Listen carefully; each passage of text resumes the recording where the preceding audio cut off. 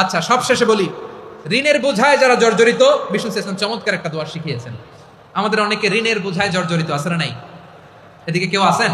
থাকলে হাত তোলার দরকার নেই, থাকলে এই দোয়াটা পড়বেন।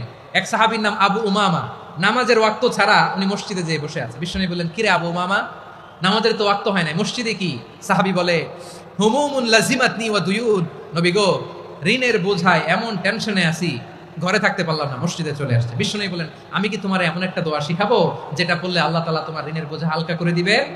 আবু উমামা বললেন, ইয়া রাসূলুল্লাহ, অবশ্যই শিখাবেন। বিশ্বনবী বললেন, তাহলে তুমি পড়বা, আল্লাহুম্মা ইন্নী আউযু বিকা মিনাল হাম্মি ওয়াল হাযান ওয়া আউযু বিকা মিনাল জুবনি ওয়াল বুখল ওয়া আউযু বিকা মিন গালাবাতিদ দাইনি ওয়া কাহরির রিজাল।